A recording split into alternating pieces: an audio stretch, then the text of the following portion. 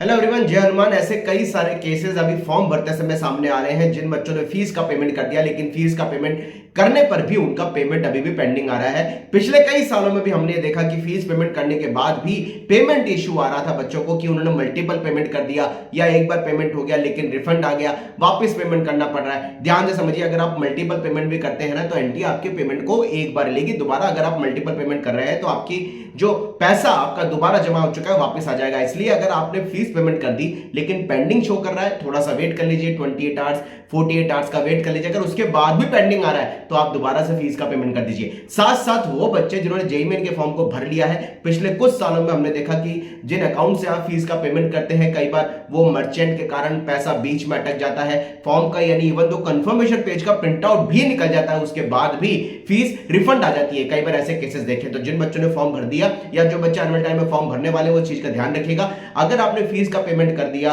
Confirmation page आपका निकल भी गया है, तो भी आप एक बार अपने जो मैसेज हैं उनको जरूर चेक कर लीजिएगा कहीं आपके पास पैसा रिफंड तो नहीं आ गया। पिछले कुछ सालों में हमने देखा कि पेमेंट करने के बाद भी, फीस पे करने के बाद भी बच्चों का रिफंड आ गया, उनकी फीस उन्होंने दोबारा डिपॉजिट नहीं करी और उनका एडमिट कार्ड नहीं आया, उनका कैंडिडेट कैंसिल हो गया, फॉर्म रिजेक्ट हो गया। फीस पेमेंट होने के बाद ही आपका फॉर्म को एक्सेप्ट माना जाता है। ऐसा नहीं होता कि आपने फीस पेमेंट नहीं करी। इवन तो ऐसा भी नहीं होता कि आपने फीस पेमेंट कर दी लेकिन किसी रीजन से आपका पैसा कटने के बाद भी, लेस होने के बाद भी, कंफर्मेशन पेज इंस्टेंट आने के बाद भी रिफंड आ गया और आपने उसको डिपॉजिट दोबारा नहीं किया। तो सारे बच्चे एक बार लास्ट डेट निकलने से पहले अपने फॉर्म का कंफर्मेशन पेज का प्रिंट आउट जरूर चेक कर लीजिए। वाइस वर्सा वेबसाइट पे जाकर के एक बार अपने फॉर्म के कंफर्मेशन जरूर लीजिए। कहीं ऐसा तो नहीं है कि आपका पैसा रिफंड आ गया और अभी भी आपका पैसा कटने के बाद, कंफर्मेशन होने के बाद भी पेमेंट दिखा रहा हो पेंडिंग, नहीं तो आपका एडमिट कार्ड नहीं आएगा। चीज का विशेष ध्यान रखिएगा। ऐसा पिछले साल कई केसेस में एडमिट कार्ड जब बच्चों का नहीं आया तब सामने आया कि उनका पैसा ही